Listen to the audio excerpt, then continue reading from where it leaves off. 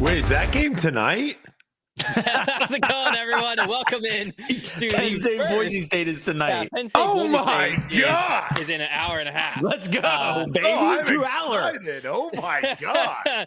If you can't tell, we're recording this on December 31st. You're watching this on January 1st. Brodie just discovered he's got plans tonight. That hit you like a ton of Oh, bricks. I am excited. Yeah, because I was like, what am I going to do tonight? But now I got plans. Yeah, hopefully it's a good game. Hopefully you we'll already see. watched it as a good game. I have my thoughts that Penn State might blow them out, but we'll see. Yeah, if they can stop the run, it could be ugly. We'll see.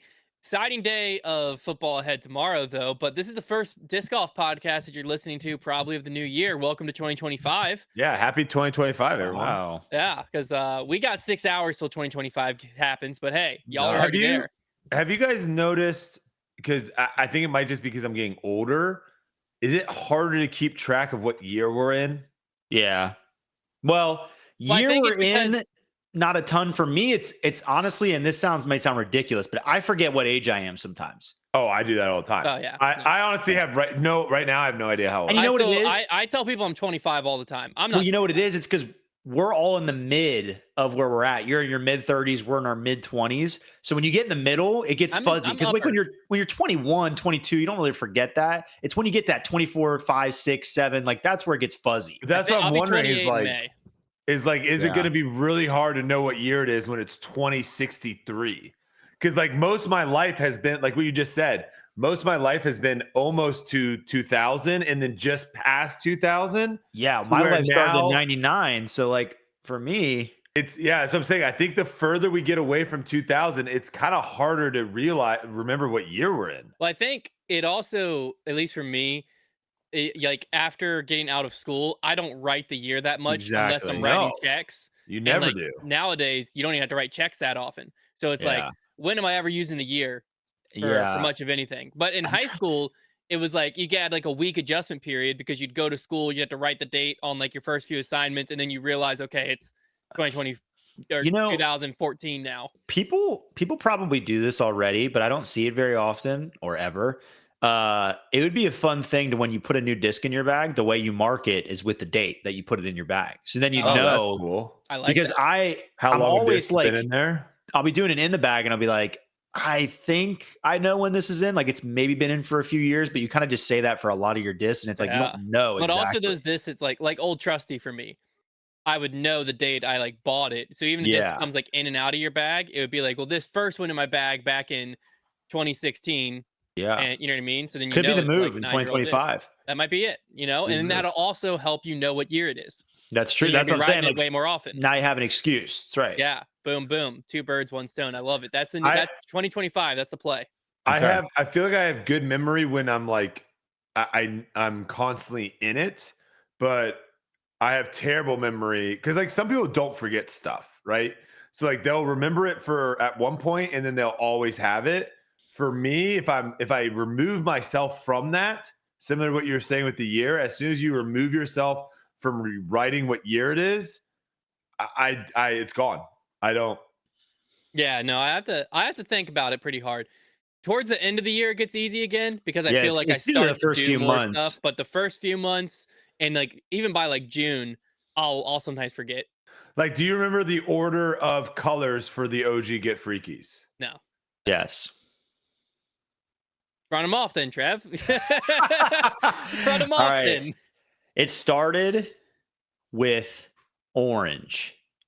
Technically black, but yes, orange was the first like release. That was like the release. Yes. We went from orange to pink.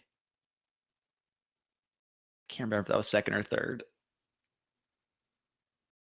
Well, already lost me. The other one that's coming to me is blue. Yeah, I can't remember if blue might have been second. Pink might have been third. What was the last one? The last one was glow. Was it? Nobody knows. That's what I'm saying. We all have terrible memory. Because at what point did it? Because after the last one, it went just stock, right? And then it was like a different stamp. But see, I don't expect you guys to remember that, but that was something that I was heavily involved in. There was orange, green, blue, pink, glow, right? Green. Green was in there. That's what I'm saying. Like, I don't remember where green fell in there. Green was in there. Gosh, dude, to get Was freaky purple? color runs. No, We're sick. There were some purples, but those from like the blue run. It might not be Get Freakers, whatever it is. Get Freakers. Get Freakers, dude. It might not be those Get Freakers, but 2025, we need to run color specific runs because that's sick. That is a good time. Like nobody does really that. Fun. Like if you can get somebody to run it for you, which people would, it's such a good time to be like. That was an electric time. That was crazy. Even like some might be harder to get than others, and like, oh, you have the old run because you have this color. Like that's so much fun. Color runs 2025. Because what was also fun with that is I remember like I think the blue Wonder Breads were really rare, right? Yeah. There was. I never see blues. People were doing like, and I'm sure they're still out there, like spreadsheets. Yeah. Of how many discs were in circulation with certain foils. So. Yeah, there was definitely certain foils that weren't printed as much as others for certain colors. My favorite thing was the orange though, because no one really had any idea, and everyone was really excited to like throw it. So everyone bought them and started throwing them. They're valuable.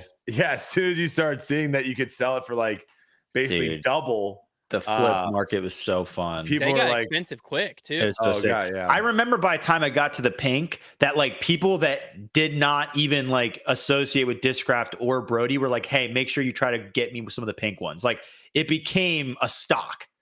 Yeah, it was like the perfect storm of demand being demand being super high and supply being super low with COVID and everything kind of happening all at once. So it's crazy. Time. All right, you know what? Color runs coming 2025. We got to do color runs. So figured out. Well, only one that we did is if you have the OG Connor Shaman, it's orange.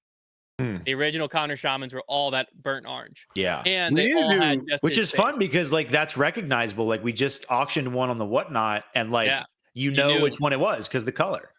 Yeah, we need to do a Connor. It's always a passion disc.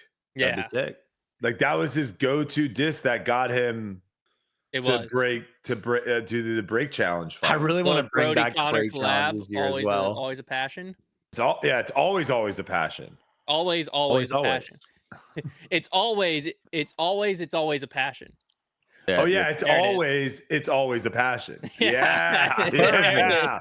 That is a great Let's keep running one each year and add another. It's always. That's how you know what year it was how many. How many? You got a three time. It's always. All right, let's get into this first story. This one apparently happened pretty recently to this guy because he said this happened a week ago whenever he submitted this, I think it was actually a little bit ago, so it's probably been like 2 or 3 weeks now. But anyways, crazy story. So he says, I was warming up for the second round of a local C tier, and after a good first round, I was on lead card for MPO. Hole 1 on this course, which is McCormick Park in St. Helens, Oregon, is a little over 250 feet. The shot is either a backhand straight shot or a forehand around some trees midway up the fairway for a righty. After throwing a few shots and picking them up, there's about 10 minutes left till the tee time, so I decided just to start messing around some. I see one of my card mates walking over, and I told him, hey, I found the line for this hole. It's actually a lefty shot. I'd been practicing my lefties as a joke throughout the fall, so I lined up my flippy fairway driver for the right-hand forehand gap, had a slight early release, and the disc ended up flipping up perfectly through the straight shot gap, absolutely pure into the dead center of the chains, landing in the basket as I fall off the tee in disbelief. This is my longest ace ever. I proceeded to play a bad tournament round, barely staying within cash. I did, however, get convinced to throw lefty on hole 1 in the tournament round, and I canned the 30-foot putt for birdie. Maybe it's just the play. It's a week later, and I still can't believe it happened. That is wild. That's wild. His longest ace he's ever had was an offhand ace. That might be a punishment. You got to go out the hole 3 and ace it lefty. Does he know? I don't think I could do it. Pain your arm would be in. Do you think he knows these people? Do you think he knows? He has to, right? The person he aced with? Yeah, because he was saying like one of his card mates was walking over. I know, but card mates isn't like one of my buddies. Well, he at least knew he was on his card, so he didn't have to like be like, oh, what's your name? Oh, you're on hole 1 too? Like, so he at least knew him. Okay, because I was gonna say I'm like trying to put myself in the shoes of like if I was playing a golf tournament and I'm walking up to my tee time and I have no idea who someone is and they're like, "Hey, you want to see something cool?" And they just like start showing me something. I'd be like, what's going on?" That's C But tier action. but I That is think in C-tier yeah, action. but I think in disc golf there is like there is more of a camaraderie, if that makes sense, of like people playing in a tournament together. Well, competitive golf is a just higher echelon. Yeah, Like to it's play competitive golf, you got to be really serious about golf. To play competitive disc golf, you just got to like disc golf a lot. yeah, because even playing in these like small little tour events that I was playing in golf, No, it's like a big deal. no one was like, "Hey man, what's your name? Where are you from?" Like you're just, would you would you get would you Yeah. that Well, a lot of where you're times not you, even asking what the usually scores a are. lot of Yeah, times you're not you even know, asking what the caddy scores too. are. You're not talking at all. No, it's a lot Yeah. different. A Well, lot more especially thinking that needs to be done out there, though, Yeah, too. I guess so. especially in C tiers, like it's basically a casual round It is. for Yeah. 98% of the field. It really is. It's And just an excuse to like go out there, get with your buddies, yeah, unless play you're play a competitive round, and that's that. in a C tier too, when the pool is so low, you're not really expecting to make your money back unless you like finish top 4. So like only the lead card is going to be like taking it seriously. Hmm. Oh Everybody yeah. else is just going to be trying to like, and Well, that's not completely true because some people care a lot about their ratings, I was gonna but say those who don't care about their ratings are just kind of having fun. it's the some of the most competitive disc golf cards you find are lower AM divisions. Absolutely. Like the MA3, a lot of times it's like some guys are just there to have a good time. Some guys take it really seriously. MA2 is what I found. MA2 is a war zone. They're cutthroat. They're Yeah, cutthroat it's like because the guys absolute who are in dogfight. there a lot of times are like lifelong MA2 guys, and Yeah. they are there for business. They just mean business. Yeah. MA1 on the local level is taken more seriously than pro, but it feels a little less serious than MA2. And then when I moved up to pro from MA1, I was just shocked because in your head you're thinking everything's going to get more serious the more you go up, and I'm going from everyone's playing for plastic to everyone's playing for money. And when I went from MA1, where it was like rule sticklers, you're going to get called if you have a foot fault, yada yada yada. Like it's buddy buddy, but it's like pretty cutthroat. To MPO, it was just like, who cares? Yeah, I've only go ever ahead. been called on rule stuff or seen it in the AM divisions, like never. In Yeah. pro. Like local In the pro local is some of the stuff, most fun you'll have in my Yeah. experience. Well, it's like the same guys. Yeah. And you all paid a little bit more, but you're just playing for each other's money. So it's like it doesn't really feel, I don't know. There's like a beauty to it. Like you're all just kind of gathering together and just kind of doing it for fun versus the AM side feels a little more like a tournament to me. I don't know. Good time Yeah. though. Nothing like local tournaments. It really isn't in disc golf. But all right, let's get into the guessing game. We're going to bring it back. We're going to kick it off with a picture. Then we're going to have 2 form videos, and then we're going to end it with a little picture. Oof. So let's go I'll ahead, make Side Guy, and get this first picture pulled up if you're ready. Here we go. This Oh, is Andrew Cheddar Wonk out of Cheddar. Mulliken, Michigan. He's been a Wait. member since 2015. he's Andrew Cheddar Wonk. Yep. Such a Last sick name's name. WONCH. So Oh, that last Cheddar's name- his nickname on Cheddar's PBK. his nickname in That's the middle. sick. Yeah. That's a sick. Wouldn't that be Wanch? Maybe it's Wonch. Like a conch, or maybe it's like conch. Okay, Wonk. Wonk That's how I like a pronounce conch? it. 143 career events, 1 career win. I don't remember who won last time, but How many career events? 143. He's been playing since 2015.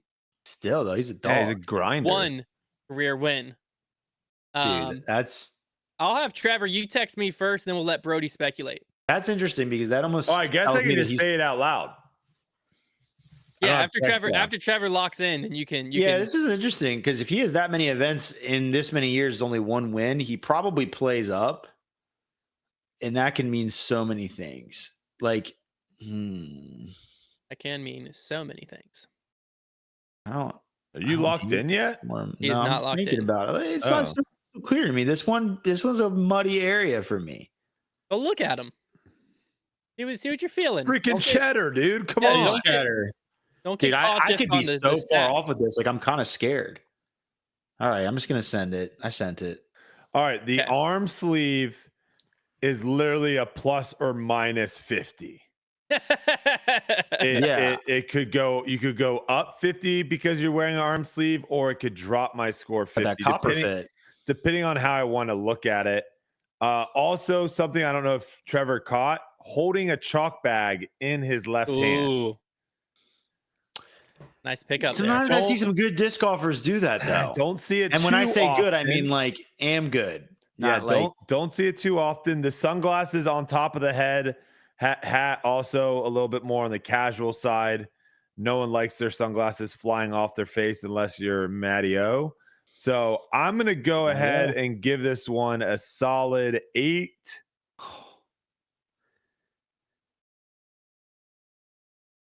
I also don't really love the hand motion. His hand's very high for that forehand. Give me an 895. 895 for Brodie. All right, y'all are both in.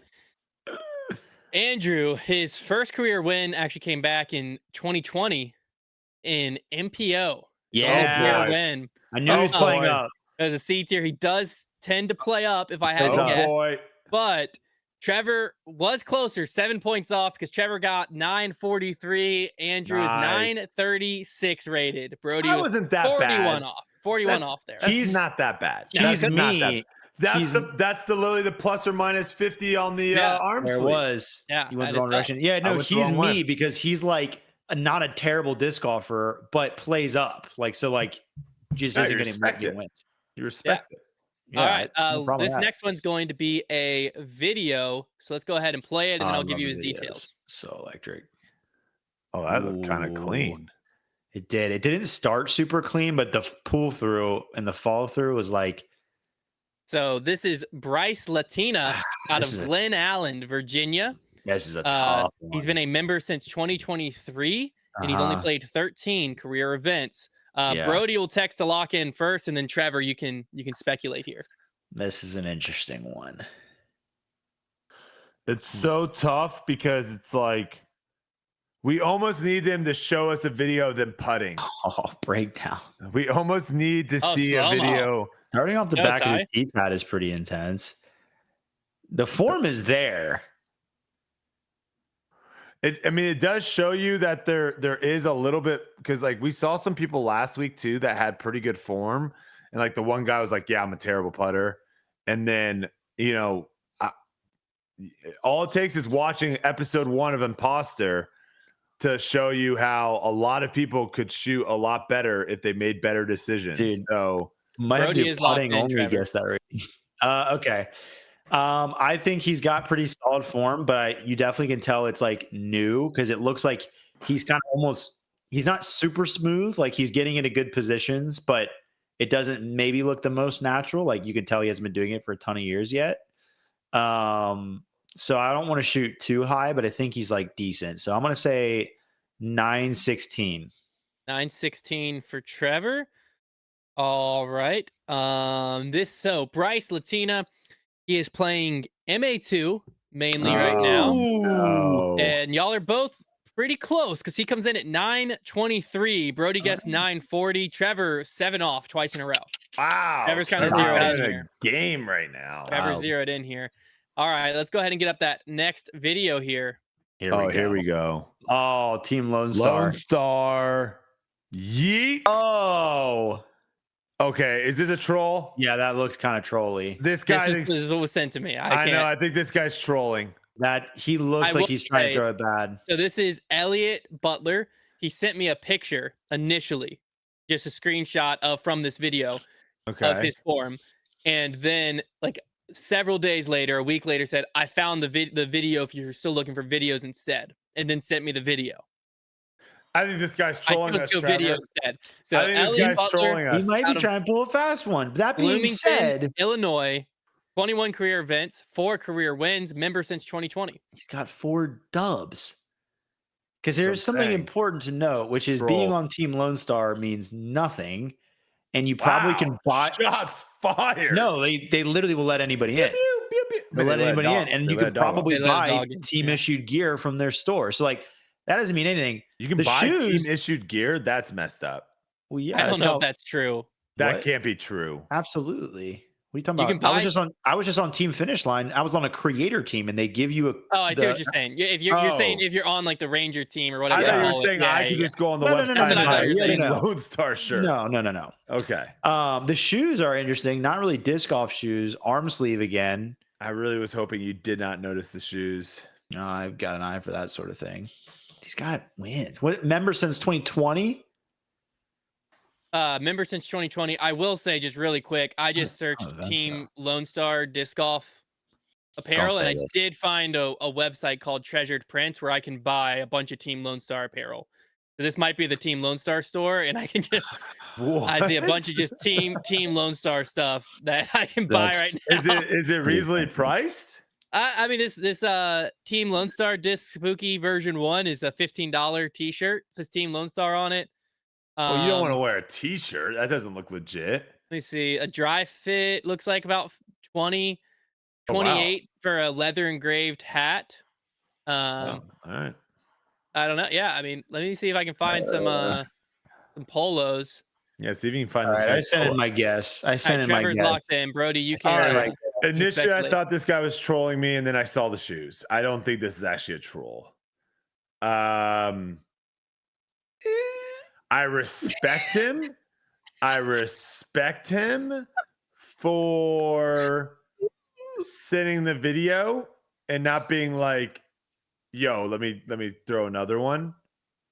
So I respect him for that.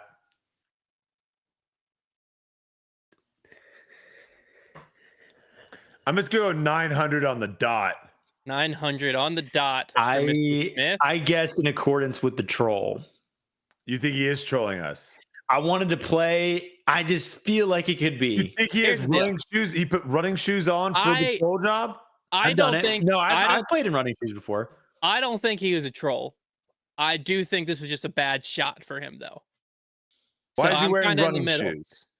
I used to buy cheap running shoes. What does Calvin wear? Yeah, Calvin wears running shoes. Drew Gibson plays in Vans. Okay. And it's sure. Yeah, it doesn't matter. The shoes do matter a little bit. The shoes are a little bit of it. They do, but they can be a red herring. They don't, because he's 964 rated, meaning that Brodie is 64 points off, and Trevor was within 4. Trevor is absolutely dialed. Trevor's dialed right now. Did he go 960? He went 960. I'm a sleuth.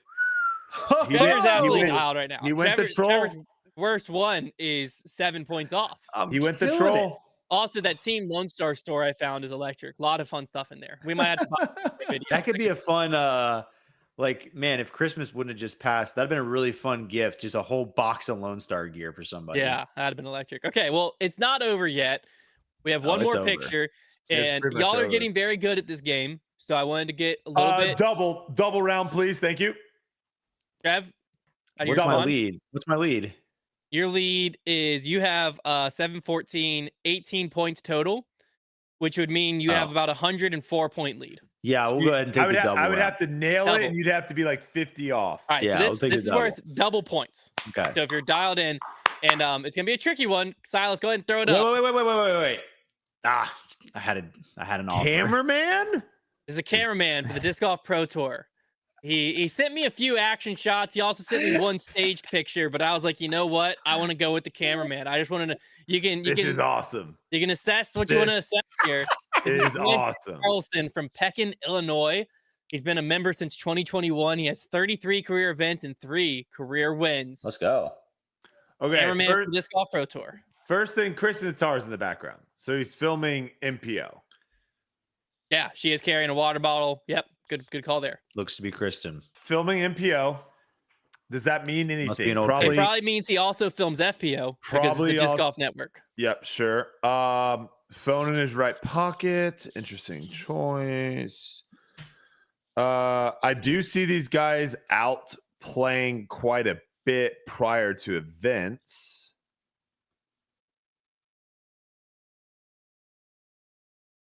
I'm gonna have Brodie. You'll text me to lock in first. Am I first up? Okay. Yeah. All right. That way you don't say a number out loud and Trevor just.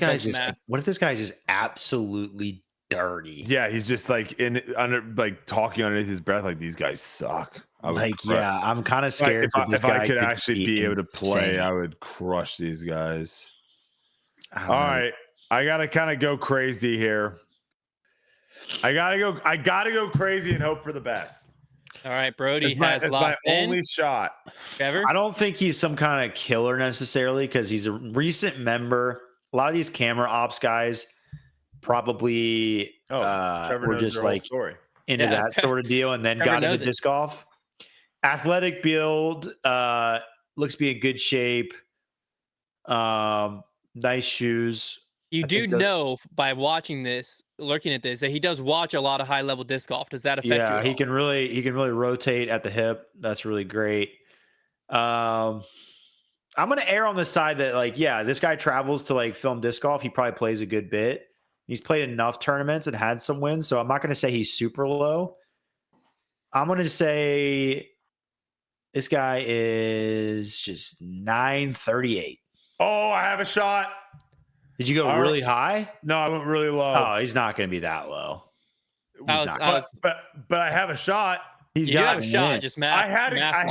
I had to go crazy low or high. Yeah, he's not. I knew you were going to be in the middle. I was really hoping Trevor was going to keep his single-digit streak alive, because that would have been electric. That one was so hard. You did not keep your single-digit streak alive because Andrew Carlson is 951. Trevor did win though. Mop the floor with Brodie. Dang, I was close. Brodie earned 166 points after being doubled because he was 83 off and then got it doubled up to 166 on that last one. That might be an all-time worst performance there. That was a whomping. Unfortunately. I had to go for it. You did. You were backed up against the wall there. We need one of those like dark horse people that was like 10-30. Yeah. And didn't look good. Or like 802. Yeah. I will say I was telling y'all about the one person who like submitted their daughter. She had like just started playing all that. And I thought that she was like 400 rated. I didn't use it this week. He resubmitted it. So shout out. Thank you. She's 136 rated. Oh. Yeah. But it's just brutal because I think, again, she's in FJ8, maybe FJ12. I'd have to look at it again. So she's just playing on courses where like it might be like MJ12 or MJ15. So what we need, and she's just getting crushed because the courses aren't built for her. We need more people to send their kids in, so that way, but like have them send it in. They're like 700 rated, 600 rated, and that way we don't know who the 100 rated person is. And you can slide it in there at any moment, and then someone could get absolutely nuked. There you go. You know, that'd be a fun one. Let's see if you have some junior disc golfers, that you want to send in just a picture of their form, video of them throwing, whatever, and a link to their video PDGA. Would be sick. Video would be sick. Video is great if you have it, and we can use that and see these guys are getting good at the MA1, MA2 level. Let's see. Minus Brodie. Brodie this week was yeah, I was way off. That was an anomaly though. And we'll see. But also, if you're just an MA1, MA2, whatever, FA1, FA2, send in yours too. Send it to hunter@foundationdiscs.com.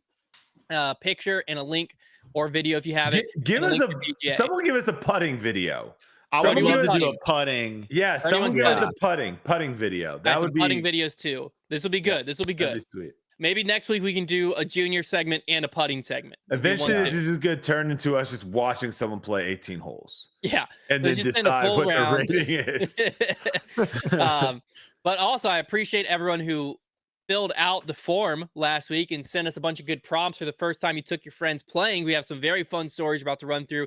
If you have any stories or topics you want to submit and hear here on the show, only a few weeks left of the off season, and then we'll be right back into debate night. So go to the link in the description or in the show notes if you're listening to us and submit your stories or stuff there. But we're just going to react to some of these first time playing experiences. So this one was submitted anonymously. He said, the first time I took my ex-girlfriend disc golfing, we had been on a few dates at this point, and she seemed interested in my favorite hobby, so we went to go play around at our local course.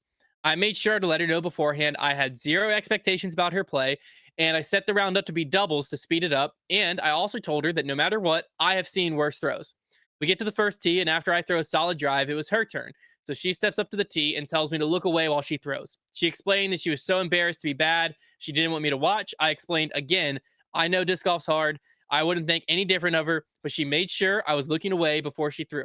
We did the exact same routine on each tee pad for the next 6 holes before, on hole 6, which has a danger to the left, she threw my well-beaten rock into a maze of blackberry bushes, never to be seen again. If I was watching, I'm sure I could have tracked it, but of course, I was turned away. I decided after that to cut the round short after 9 holes, and I went on a few more dates with her, but never took her disc golfing again. How much do you think this played into their eventual breakup? It's a lot. Losing the seasoned rock. I mean, I'm sure he was pissed. I mean, there is something to be said about not being. I mean, they said it was their first date. No, a few dates, but they were early in their relationship. I was gonna say there is something to be said about like trying to break that barrier as quickly as possible, because the faster you can like be like in uncomfortable situations with the person and be fine, the better off you are. So like if someone's like constant, I dated this girl for a while, refused to let me see her without makeup.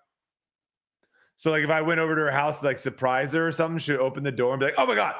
And then like shut the door immediately. And like, so, I mean, there's certain things like that. I think you kind of got to get over the hump, but yeah, it's really hard to explain to people, because I ran into this in golf a lot because I worked at a golf course. So I saw every kind of golfer. And man, you think people can do ugly stuff with a disc, like the stuff that they'll just swing and miss the golf ball. Yeah. And trying to explain to somebody, and I get it. Like I've been that person. It's embarrassing, but like, you don't understand. I've seen it all. Nobody, and not only explain to them that I don't care what's going on, but nobody on the golf course cares. Like, yeah, nobody cares. Yeah. You top the ball, guess what? So do they. The only time they care is when you slice it into their fairway and almost hit them. If you almost hit them, then they might care. Maybe disc golf. Maybe disc golf is a great new date, like a early date, because if a girl is willing to go disc golfing with you in the woods, like that's pretty impressive to begin with. Well, also, yeah, her trusting you just to be out in the woods alone that's is probably. There's also that. Yeah, I think if you're both newer to disc golf, it's a great first date or early on date. If you're like both not really playing, you can be good. But when you're disgusting, there's that like level, because I think people have this perception that disc golf's really easy. So they expect like to not be as much of a skill gap as like the first time you take someone off and they're throwing those nose up stall like 75-foot hyzers and you just threw it like 300 feet. There's a little bit more of embarrassment there versus like golf. They expect to be really hard, so they don't expect to hit like you hit. You know what I'm saying? I'm gonna go out on a limb here, Hunter, and say I think most girls don't have any expectations and don't probably know what disc golf is. Solid point. Disc golf is an interesting social catalyst, because when I went to college, I had a lot of discs in my room. I would keep them up on top of like my closet area, just like, I don't know, 100 of them. And people would come in and see that. And I kind of like, I was like the Frisbee guy. Conversation starter. Yeah, for sure. But then, you get that kind of stigma. And I still remember one of the funniest things.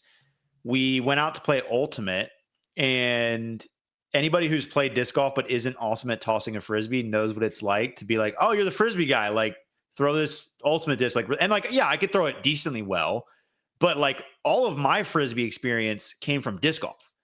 And I just remember ripping this thing on hyzer and rolling it over straight into some dude's windshield. We were playing in a field right next to a parking lot. First throw of the day. Like, they toss it up to me, like, "Throw it down the hill." Rip it over right into the parking lot. Just like, no, right into a car. That's terrible. Yeah. Yeah, it's just Frisbee I think it's when like something is unknown and you know someone that does it, because it's so unknown to you, you just like have this assumption that they're gonna be good. Yeah. Where in reality, the majority of people that partake in athletic events or fields are bad. Yeah. So, but like, yeah, if someone told you like, "Oh, I play basketball," we don't just all assume like, "Oh, that person's really good." Yeah. But you also have like an idea of what a good basketball player will look like. So like, if I walk in, but even someone telling me that they play golf, like it doesn't even matter if they look super in shape. That's what I'm saying is golf. There's John Daly was a disgusting golfer and didn't look like. But like John Daly, if John Daly walked up to me and said, oh yeah, I play basketball all the time. I'm gonna be like, you spot up shooter? Yeah, but I'm saying is like even if a 6'6" guy that's in really good shape comes up and is like, I play basketball, I'm not thinking that guy's disgusting. Because Basketball, I'm like, if he's good, he's playing basketball like in something, or you know what I'm saying? Like Yeah. those sports, already yeah. I'll say those sports you can at least be like, oh yeah, I played basketball in college. And like, okay, now I have a little then better you have an idea. idea of how good the But like person disc is. golf, Yeah. it's like you could, yeah, I'm on Even the if you said I PDGA. played disc golf, and even if you said I played disc golf in college, you could still be absolute trash. Oh yeah, I've seen it. So there isn't really We're dragging kids off the street to come play on our disc golf team. I mean, we used to fill out our women's team for Bullying college our disc golf. roommates into that. We literally would like just go set up a booth and be like, does anyone want a free trip to, like, your classes will be covered, like free trip to Augusta, Early Georgia registration for a week. You get early registration, you'll get this gear. Anyone want it? We just need one more player. And you'd always find someone to be like, I used to throw a frisbee here, and they're like, perfect. You just gotta go. That's all we college need. athlete. Yeah. So funny. The worst is when you show up to a party and Can Jam's there. Oh, and, God. It's my nightmare. I'll walk in and like, So bad at Can Jam. I'm fine at Can Jam, but like people who play Can Jam are gonna be better than me at Can Jam. Yes. Because it's just not disc golf, obviously. And so I walk in and people are just like, oh, Hunter's here. He's gonna be the ringer in Can Jam. Let's bring him in. First, like Hunter's play till you lose. Play till you lose. Up, like, man. I'm gonna lose the first game. It's messed up. Every time I throw it and it doesn't just go in the slot, they're like, what? You do this? This is what you do? I'm just not like, good at throwing the frisbee. Can Jam's not what I do. Very I don't do disc golf that well either. Yeah, even though it was a disc golf basket, I'm not making it. All right, this next one comes from Alex. He said, so the first time I took two friends out to play disc golf, it was our local higher tier course, Jacobson Park here in Lexington, Kentucky. This is about 5 years ago now. These were two friends from work, and one of them I had brought out a few weeks prior, and they loved it. The other was like, sure, I'll go and be outside. We're stuck inside because of COVID. Well, we're playing and get to hole 7. It's a short, very tight dogleg hole, or at least it used to be. Mind you, I had watched them each throwing for the past 6 holes. One of them makes it through the initial gap, and at their second throw was about to throw their third. The other friend was trying to give a couple tips to help them throw it straight. I get behind a tree and back up a hair because I saw this throw going terribly, as every throw was coming out 90 degrees left directly out of the hand. Right hand, backhand, early releases. So, me being smart, I get behind the tree to their right. The true beginner lines up, gives 2 pumps, and somehow by the power of God and anime, manages to make that disc go forward 4 feet and then do a hard U-turn to the right around the tree and smack me square in the face. I was stunned, and they apologized profusely. We joked about it the rest of the round, and they haven't really played since. Fast forward 5 years, that person who smacked me in the face at Mach Yeet, I guess he's saying like speed, is my wife. And we've been married for 2 years, and she always tells everyone that story when she walks around with me as I play. That's great. I guess you could say love struck me in my face, and I haven't been happier. You know, us guys, we need a leg up a lot of times on these like first dates, especially if we're out of our league. And if you like hurt us on accident and like we can get over it, that's a great way to like to break the ice and be like, yeah, it's always good to. And then you get the sympathy points. Exactly. Exactly. Then, you also see if they're going to be abusive. Good point. They might just enjoy it. Yeah, you get. That's the thing. You get check that off right at the list. You also almost guarantee a second date. Hunter had that exact thing happen to him. No, I didn't marry the guy. But you did get U-turn. Smack me with a disc. You got U-turn to the side of the head. Yeah, not even really U-turn. His body U-turned as Hunter, he dude, you want to know something I never told you? I can't wait. I'm pretty positive that this happened my first year on the team, in which case I was trying to get on the champ flight, but I wasn't. And this happened the day before a tournament. Okay. And I remember you kind of doing your Hunter thing, like accepting death and just being like, oh, I definitely have a concussion. And I remember thinking to myself, like, well, he has a concussion. I might take that spot tomorrow. that might work in my favor. I did. And I did. You played through definitely have a concussion. Did I play through? Yeah, you played. I played? Oh, I did have a concussion. Went to the doctor like a week later. Had a concussion. Still have sensitivity to light. That was number like 2 of 4 that I ended up with. Sensitivity to light. Yeah, This no, guy's if I got more stare at a bright concussions light, than an it gives me NFL a wide headache the rest of the receiver. day. How many I have- concussions do you have, Brodie? Diagnosed. I just got one really bad one. Playing Ultimate? Mm-hmm. Yeah, I've never had one diagnosed. Yeah, I blacked out for 7 minutes, I think, something like that. Oh, wow. Collided with a person or the ground? I was running one direction, I was running, looking this way. They were running behind me, and when I dove, I basically, how do I do this?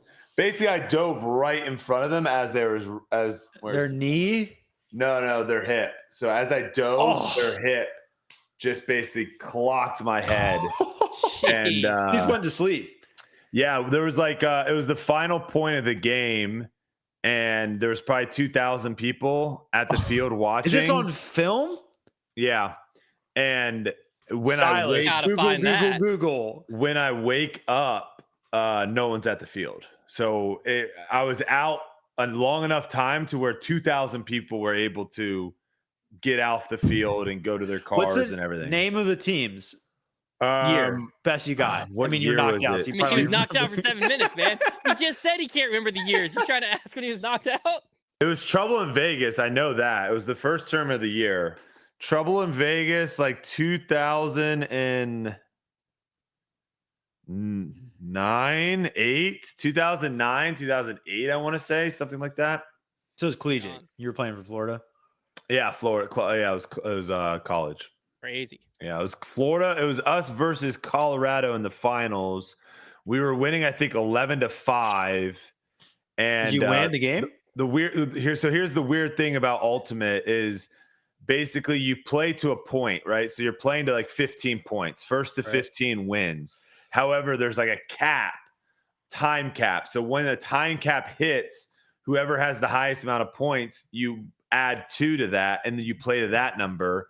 And then if you still don't get to that number in a certain amount of time, there's a hard cap where you now just add 1 point and you play to that one. That's complex. And if the person is already up a certain amount of points at hard cap, the game's over. So we got hard capped to where we had 11 points. They had 4 or 5. We were playing to 12. But because we got hard capped, whoever scored, the game was pretty much over. So the point didn't even matter. Wow.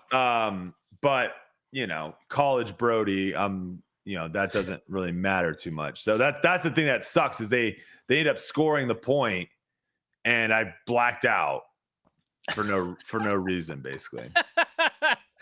It's gnarly. That's crazy. Yeah, I never had one that bad. Never had one that bad. I don't even think. I think I blacked out momentarily from one, but not. Nothing. Serious business. I also slammed into. Have you guys ever done the bike thing where your back wheel gets so you're going up a curb, let's say, but your back wheel doesn't make it up the curve, and so it kind of starts like power sliding down the curb. Do you know what I'm talking about? I've not done that, but I can imagine it. Okay, so I basically did that going like 35 miles an hour down a hill. Oh, and so lost control and went like speed wobbles and slammed into a light pole with my right shoulder, and ended up wrapping around the pole. But the only thing that ended up happening was my chain didn't have a guard on it, so it was just like an exposed chain, and so the spokes from my chain sliced down my right leg. So I ended up having like a 6 to 10 inch laceration where you could like actually see my bone from my leg. But I was just thinking, like, I go back in time sometimes, you think about that and you're like, if I would have just been a little bit this way and like slammed 35 miles per hour into a light pole with my head, like, is that death? That could be death. Could be. That's crazy. I'm surprised you didn't like destroy your shoulder. Like, I'm surprised you didn't break a bunch of bones. Pretty much every part of my body is super strong except for my knees. Knees are glass knees. But my knees are actually really strong. It's just not the ligaments. The ligament parts. Bones, we're great on bones. But ligaments, Are all your ligaments? Well, first of all, do you have ligaments? And second of all, I have no meniscus.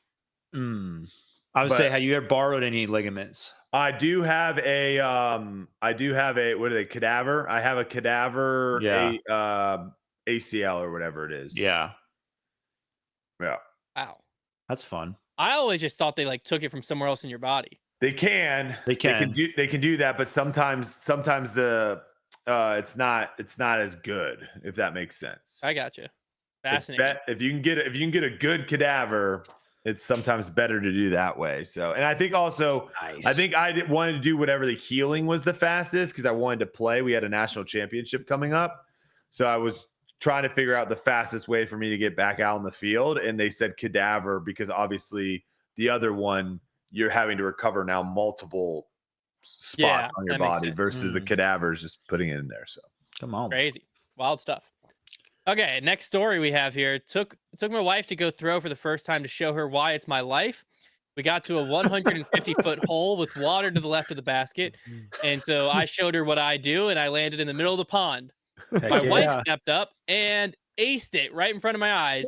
I've been playing for 3 years, and I still haven't got an ace. That's tough. Just quit. Hang it up. Give her the bag. She thinks you suck. That's a tough one. She thinks you suck. He's like, you haven't got one in 3 years? This is my first time out. This is the easiest thing ever. I can't even imagine. If Liz did that to me, I don't know if I had kept playing disc golf. Wait, so did they date and like were engaged and never played disc golf? The first time they ever went playing disc golf, they were married? It seems that way, yeah. That's kind of crazy. He might have got into it after they got into it after they got married. But he had been playing for 3 years.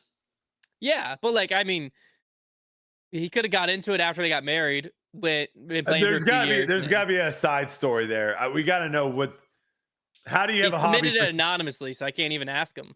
Yeah, because I was gonna say, how do you have a hobby for 3 years that your significant other doesn't participate at least once in? Well, I've played golf a lot, and Liz has never played. Has she ever gone and watched you golf? Like sat in the golf cart? Maybe once, but since having Luca, no. But maybe once before that. Okay, yeah. She went to the driving range with me once, I think. So I mean, I guess if it's, especially if it's something that you know that you hate. Yeah. Like, oh, you're going bowling again? Have fun. Yeah. Bowling. Like, I don't want to go walk through the woods. No, I'm out. Yeah. Could be that type of situation. Yeah, I don't like. Yeah, I mean. All right. 46 degrees outside? I don't think so. Yeah, maybe that's what it is. It's not 75. No. Maybe they live in like northern Canada or something, and she doesn't like being cold. You need to get yourself a one-trip ticket. Yeah. To Florida. We got Thomas. He said, over this last summer, I got back into disc golf, and one of my buddies started playing with me. One day, we took out our wives, my 3-year-old son, my best friend from college to try it out and have a nice walk. The round was going as expected. Lots of fun, lots of messing around. By the time we got to the 10th hole, the wives, son, and college best friend were checked out. Hole 10 in my local course is a nice straight 380-foot shot off the top of a hill. Drops about 30 feet down in elevation. I just randomly chose to throw my 2012 Discraft Ace Race Zombie that I hadn't thrown since participating in the event. So I then proceeded to throw my first ever ace. When I turn around, the wives are chatting and watching my college friend chase my son around pretending to be a monster. With all of these friends and family there, no one saw the ace except for my other buddy who is really into disc golf.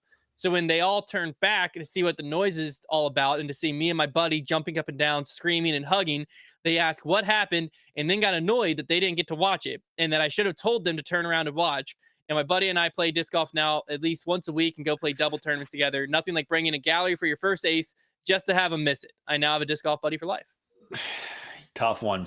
That's brutal. Tough one. Because the worst part of that is like you're all excited and everything, and then they're like, I wanted to see it. What, can you do it again? Like, why didn't you tell me you were gonna do that? Yeah, I my very first ace, nobody was there, but everyone since then, I've had people. My first ace, it was the first time I took Liz out to play. Isn't that weird? There's a lot of these stories. The first time I took Liz out to play, I got my first ever ace on hole 18 at Peaksview, and I just had to explain to her multiple times, like, you don't understand, this doesn't happen. I've played hundreds of rounds of disc golf. I've never had an ace, but it's like, it was her first time out there, so she just assumed Yeah, like, you can't ace the first time, man. yeah, she just assumed like, oh yeah, that's what you do. You just throw it in Yeah. the basket. It's not that That's it, hard. roll. This is a we can learn a lesson though from this story. D- Disc golf designers out there, make sure hole 9 is heading back to the start of the course Yeah, double loop it. because DC New London Tech. yeah, because Brutal. there are just a lot of people that 18 holes is too much. Like even just like the playing, like there are some people I'm sure that just want to play 9 holes. Yeah. You know, Yeah. just quick 9 holes. But especially new people, having someone new go out and play like an 18 hole course. Oh my gosh, yeah. Especially if they're like this kind of sucks after like hole 3. Yeah. No, Don't let that thing drag on.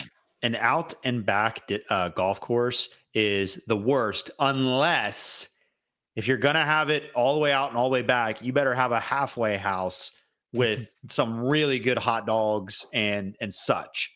Then you can make up for it. The all the way, if we're talking about like actual golf courses here, the only time I have ever seen a course work or make sense that doesn't loop back is when the landscape itself is incredible. The one that's fair. well, the one that I play most often is up in Pennsylvania. My grandparents live they retired to this resort that's up in the mountains. And so the course, you're winding through neighborhoods. So like they have to, the course kind of has to just work with what it's got. But hole 4 and 13 go past their halfway house and they've got like bathrooms, food, like a whole snack bar. It's pretty legit. I will say like New London though, as kind of silly as it is, there once you get to hole 9, there's houses that back up to the fairway and there are multiple homes that put out a cooler. Yeah, it's awesome. And they sell snacks. And they probably make a killing. They probably do pretty good. They've probably They made make a decent bit $40 off off of me in the last 4 years. And like it's like barely anything, but it's something. Yeah. But that is different than like I had friends, I've told this story before, that New London was their first time. They decided to go try disc golf and went to New London. And when they got to hole 9, they recognized the neighborhood and just walked and found somene's house in there. They knew and was like, I got to get you to drive me back to this disc golf course. I can't do this anymore. Oh yeah, you're cooked. What was it? I was thinking about something with the out and back. Oh, speaking of New London, we finished the round today. We were filming a video out there. We ran into this family. Crazy. We ran into this family who I had met them maybe 2 weeks ago or a week and a half ago or so before. And the mom had come in with one of her sons and she had 3 more sons. And she was Christmas shopping for them. And apparently her other sons were like big Foundation fans. So I just was like, well, tell me what brands they like. Tell me like what they enjoy. And I just gave them each one custom stamp disc, like one Foundation disc, because she was buying stock stuff for their like Christmas presents. And I was like, well, let me get you just one Foundation disc each. And you can just tell them it's from me, like a Christmas present for them. So I gave that to them. And then we finished New London today. And she's standing there with her youngest son. And so he's like freaking out. He was the cutest kid I've ever seen. Shout out Noah. Yeah, shout out Noah. So he was like stoked. He was probably like 4, 5. I don't know how old kids are. Jeez. That kid was not a 4-year-old. Tell you that for free. Older? Yeah, I would say somewhere in the 5 to 6. It 5 to feels 6. fair. Yeah. Yeah. So he was a young kid though. And so he's just like losing his mind. And she was like, yeah, our other 3 are out there playing. Cause I think our other 3 are all teenagers. She's like, our other 3 are out there playing. And I tried using the walkie-talkie to tell them like, oh, the Foundation guys are coming up hole 18 right now. Like, get back here to meet them. She's like, and I guess they're out of range. I was like, yeah, that makes sense. Yeah, 2 miles. They're about 2 miles that way right now. Yeah. So that would have been a good time. Which is epic though that they bring out walkies to like what a great idea. Track their kids on the disc golf course. It'd be sick to have a family where like everyone really loved. I saw a TikTok where everyone was like getting involved in this like dance battle, and it was awesome. Like it was like kids, the mom, the dad, like everyone was getting in the dance circle, going nuts. Yeah, like, it wasn't just like untrained dancers either. It was like clearly they all love dancing, family thing, and have some sort of train. Like that's what do you guys think your guys' family thing's gonna be? Because you also need to have your wife like it too. Yeah, I mean, growing up, like the only thing like the only things that we did that we would even be comparable level, like was playing just like board games and card games. Like Yeah. there wasn't like an activity. My family really liked to play bocce ball. But like, my whole family except for my mom enjoyed playing like basketball or like stuff like that. Basketball was the one that me, my sister, and my dad all were bonded like on. super in. But my mom, bless her heart, loves sports. She's not athletic, not even in the least bit. So she like would try so hard, but just could not play basketball, could not play tennis or anything like that. What do you want your But future family to I be all think involved with? What would be like a dream I mean it's hard thing not to that say golf. Like that'd be a pretty Yeah. big dream. Luca's obsessed with golf. Liz, I could definitely see getting into golf, but the problem is like, what's the next kid gonna like? I don't know. Yeah. I have seen this family on Instagram that like all of them are just love running, and so their like oldest kid is like maybe 7. That's It cool seems, too. and so That's the a good one to do. the mom pushes a double stroller. Love The that. dad pushes one stroller with the 7-year-old, and the 7-year-old runs a half mile every 3 miles of the run. So like basically every 30 minutes he gets out of the stroller, runs a half mile with them, gets back in the stroller.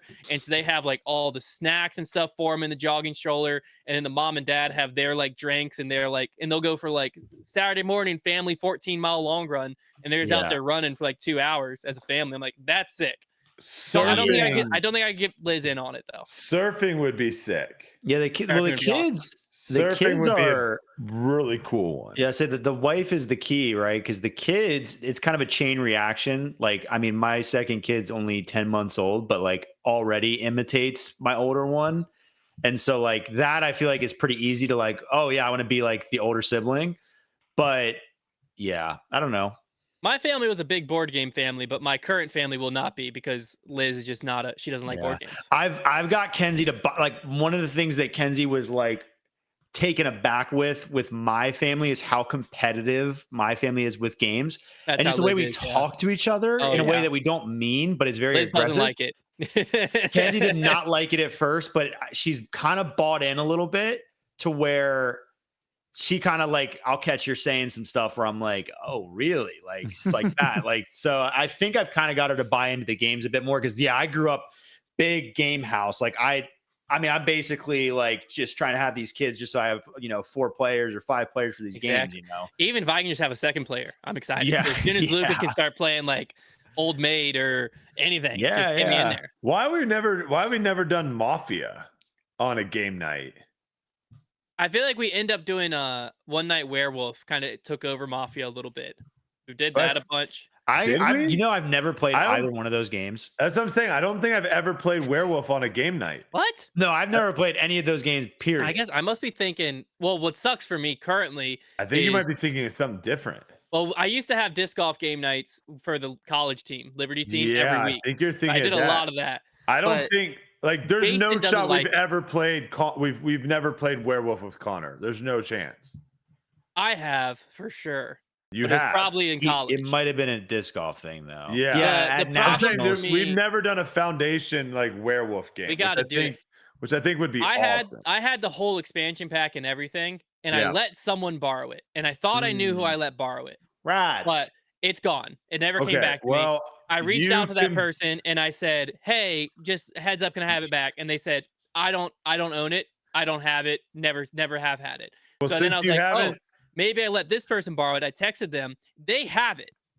They have the wooden everything I owned, and they said, "I got this for Christmas 2 years ago." And I'm like, I think that's mine. But like, how am I supposed to? I just accuse them of stealing it when they're like, "I got it for Christmas." What do you mean? I just now don't have it. Just buy another one and expense it for a foundation game night. There we go. I don't know if Jason likes Werewolf, and he's normally too bad. Too bad, Jason. That's too bad. We'll override Jason. Yeah. When you're in town for All Stars, we'll override Jason and we'll do an All Stars Werewolf. Love it. Final one here. This is more of a. I think this guy just wants to get this off his chest. So this is more of that story. It's like a therapy story. I like that. He said I got a good chuckle out of it. He said, a couple years ago, I found myself near Lynchburg, Virginia on a work trip. One of my buddies had just introduced me to disc golf and I was hooked. I found out that the same people behind the YouTube channel I had found to learn the basics of throwing and putting from had a storefront. So I swung by on my way to go play New London shorts because one, I had seen it a few times on Foundation's channel, and two, I had no concepts of the difference between my local pitch and putt and a course like New London, as it was the second course I had ever played. While I was looking around the store, all the Foundation crew and Brodie busted in the door, made their way to their offices behind the storefront, but Brodie hung around to talk to the retail store worker up front, so I ended up saying hello. Brodie was great, and I asked him for advice on a disc selection for a beginner. Here's where the story really gets started. To give the best recommendation, Brodie asked me how far I typically throw. I had no idea how to answer that as I just got into the sport. And so the only option I came up with in the moment was to lowball my distance so I didn't sound fake or like I was making up distance. So I said, I probably throw around 100 to 150 feet. Brodie had such a confused look, undoubtedly undoubtedly due to the fact that I'm a 6'1" dude who shouldn't be throwing only 150 feet. But he didn't say anything. He just recommended 2 putters, a Fierce and a used Challenger OS. I got the Fierce signed by the crew, which I then lost later on. Different story. So I get to New London and discover the driving range at the start of the course. I stepped up to the tee, threw my new discs, and quickly realized as my disc sailed past the 100 feet sign and landed somewhere between the 200 and 300 foot sign, the error that I had made and the reason for Brodie's confused look. That was a few years ago, and while my distance has improved since then, I found myself hitting a wall. No amount of Robbie C tutorials are helping, but here's the hope that is due to the fact that I buried deep in my subconscious the thought that I told Brodie Smith I can only throw 150 feet, and now I can finally correct my error and move on. I don't think I've ever heard anybody say they throw between 100 to 150 Yeah, I don't know what I feet. would have said in that moment. Like even like newest players, I'm like, oh, so like how far you typically throw? They're like, like 200, 250, or they say like, I have no idea, I just started playing. I mean, 100 feet is like a jump putt. 100 feet. I was probably baffled. Especially he said he's a 6'1" and he's an adult because I think he's on a work trip. So he's probably like 27, 28, 6'1's like, I throw 100 feet. There's a like, starter set right here for you, man. Like you don't need my help.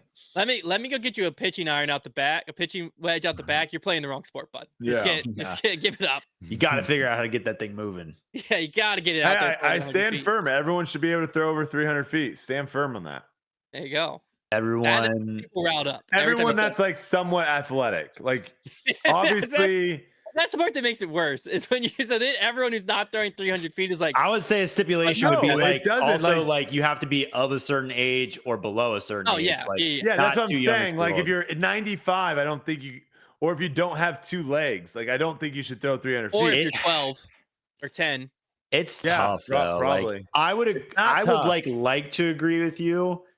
That's like saying like everyone should be able to shoot a basketball half court. But like, I don't know. Don't you think every able person should be able to throw a basketball half court? That's a pretty good heave. Yeah, I don't know. I disagree with that one. Wait, really? Every able person you don't think has the ability? Yeah. If you went backwards and threw it over your back, no. But what I'm saying is like I'm not saying everyone should be able to walk out to a field and throw 300 feet. What I'm saying is, if you're not able to throw 300 feet, you're doing something wrong. Yes. Yeah. Something is vastly wrong. Either form's terrible. I agree with that. Bad disc. Sure. That's what I'm saying. It's the same thing in tennis. If I said everyone should be able to hit a serve over 50 miles per hour, if you're not doing it, you're doing something wrong. That makes sense. Everyone should be able to throw a football 20 yards. If you can't throw a football 20 yards, you're doing something wrong. Like while we're talking about this, Brodie, let me get your opinion on this one. So Connor and Grip Locked on Monday, he basically said that one of his New Year's resolutions was he wanted to be able to throw over 410 feet pretty consistently. He said like currently he could throw like 380 to 400-ish, and he really wants to be able to get his nose down. And so he's setting a distance goal because getting his nose down will help him. It'll help accomplish both things. I love that. But in there, he said like he consistently can throw 380 to 400. And so Sir Ron Jones commented and said, if Connor can quote unquote consistently throw over 350 feet, I'll send him my putting trophy from the 1994 Amateur Worlds. 7 out of 10 over 350 feet, flat ground, wind under 5 miles an hour. What do you think? Can Connor do it? Yeah. Easily. Yeah. Although it would be saying. really funny if the first throw he like turfed. Well, we're gonna make him do it mainly because I want that trophy to be on Connor's desk. I think that'd be electric. Really funny. It is. If you have the right disc, like Do I think he could go out to a field right now and throw 10 disc in his bag over that distance? No. Over 350?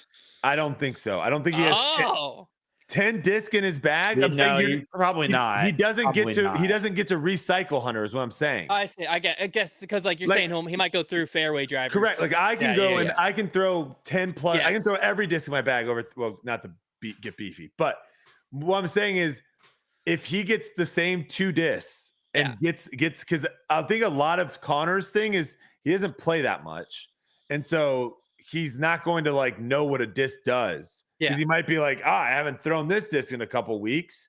So if he knows what the disc does and only throws that disc or another disc and just recycles them. Correct. He just consistently throws that same disc, doesn't try to mess around with other ones. I think easily he throws 7 over 350. Interesting challenge. How many discs in your bag can you throw over X amount? Like I think for Hunter and I, maybe that number would be like 380. Yeah, what's your 10? What's your over 10 number? So 10 discs in my bag, I can throw 10 discs in your bag. You can how far can you throw 10? What's the highest? Like I just have to rattle them 10 in a row, or like I can go. If You're I try guaranteeing yourself that this disc is going. Like if I said right now, you give me a number 350 feet, you have to have 10 discs in your bag that can go over that. Okay, so I could like if I get to a fairway driver and I mess up with the first Thunderbird, I can throw my next Thunderbird, and as long as one of those 2. Correct. Yeah. Okay. But if you're planning on like not messing up at all, then you're screwed because now you're gonna have to throw like a mid or something that far. I'd say 380 or 390 for 10. Yeah, because I could get a mid over that. I can't get a mid 400. I tried that. No. I did that for a thing back in the day. So like I mean, that would be. I feel like I could easily get distance drivers over it. How many distance drivers do you have? Like 5. I've got like 6 distance drivers and 5 fairways that it can all get easily over 380. Yeah, I feel like. I mean, I'd have to put a good move on the fairways, but I won't go to 400 because I could easily mess up with a fairway driver, and I'm not getting a mid. And then you're screwed. But a mid, I could still get to 380 if I like needed to. You have 5 fairways that can go over 380. Me? Yeah, it would be, I have 2 Stalkers, a Thunderbird, a Passion, and my I was gonna say my gyro disc I just put in would be my F7 I could get over 380 if I have 3 Thunderbirds, a Stalker, a Trail, and a Passion. Ain't no way that Trail's a fairway. Yeah, it's a 9-speed. No shot. It might be a 10-speed. Well, that's a distance driver, isn't it? Well, I guess it depends who you're talking to. PD a distance driver? I honestly, the way I've been looking at that trail is as if it's an 11 speed. I'm pretty sure it's 10. It feels like a 9. You're the one throwing it, so I don't know. It feels like a 9-speed in my hand. That's why I love it. But I'd say those 6, I could get over 400 pretty comfortably. So I think I could do 400. I'm just not willing to put my money where 400. You'd have to be perfect. I'd have to be dialed. Well, you and I did. What was the throwing 100,000 feet? Was that where we kind of incorporated? Oh yeah, that was kind of like where we incorporated it. Like we kind of found out that like because I was pumping that Roadrunner like 420, like 400. You and I have to get a hold of it. Yeah, no, you have to get a hold of it. But I just remember that Champ Roadrunner. I was just ripping on hyzer and it was going like 420, like nobody's business. I almost put it in my bag. That thing was incredible. All right. Well, you know what? We have a few different video ideas that might be coming. Who knows? It sounds like a lot of fun challenges. That is a sweet video. It's like what we should do is like what we should. This is the video. You have 2 people and they say, I have 10 discs. I can throw 300 feet. And then you go, I have 10 discs. I can throw 310 feet. And then they keep going. And then until someone says, call them, prove it. And then that person has to go and proves it. It's like the Dude Perfect, like Betcha segment on their like overtime thing. Yeah, I'm sorry. Yeah, Hunter, Luca's obsessed with Dude Perfect. I was gonna say, I've watched so much Dude Perfect. I was gonna say you have someone that is in the perfect demographic. If you quiz me on a Dude Perfect video that's come out in the last 2 years, I will know the answer. It's crazy. But anyways, favorite dude other than is Tyler your favorite dude? Me or Luca's? Favorite dude. Yours and Luca's. I'd like to know Luca's as well. Luca imitates Garrett the most. Love that. Yeah, Luca's a big Garrett guy. Of course, Tyler, I am convinced that Tyler's one of the greatest athletes we've ever seen. He's one of the best of our generation. Yeah, he's once in a generational talent. Anyways, The Betcha segment is basically it's like it's during their like overtime show, which is like their podcast type show thing, and they'll basically one of them will just make an outlandish statement like, "I bet you I can swim across this lake. I bet you I can whatever," and the rest of them like take them up on it, like, "There's no way you can do that," or "I back you," and then they just go try to prove it. That's pretty much the whole segment. It sounds a lot like that. Gotcha. Yeah, good time. No, betcha. I'm just kidding. All right, well that's gonna wrap it up. Don't forget to submit your stories down below in the Google form link you'll find down there, and email hunter@foundationdisc.com if you want to be a part of the Guess the Rating. Putting videos. Putting videos, yes. Putting videos and juniors are the And two we're going to try to get coming together. in 2025. Color runs coming, and maybe we'll all do a color run. Trevor wants to get back into running. That could be fun. I haven't done one of those yet. I've been looking at insoles. If anybody wants to sponsor me. You gotta fix the problem. Insoles mask it. Insoles, you'll deal with it forever. Yeah, I'm gonna go ahead and try and mask here. We should do. Me and Kelsey are starting to run again. By the way, again. Yeah, well, we used to run. We trained for a half marathon a few years ago. No, I know. And then Kelsey basically stopped, and then I stopped. I thought y'all did the half marathon. Yeah, but I'm saying like we were running a lot for the half marathon, and once that happened, we kind of. Another cool video idea would be a wheel of colors, and whatever it lands on, that is the color of the disc you have to throw, which would be a cool video idea for like a color run disc where you have 6 or 7 colors of the disc. Well, I guess it wouldn't make sense if they're all the same. They're all the same disc. It's like that wouldn't make sense. But okay, maybe there's a different video. No, that is fun. Colors coming in 2025. If it lands on a blue, you gotta throw a blue disc. There you go. All right, we'll talk to you again next week. Appreciate y'all.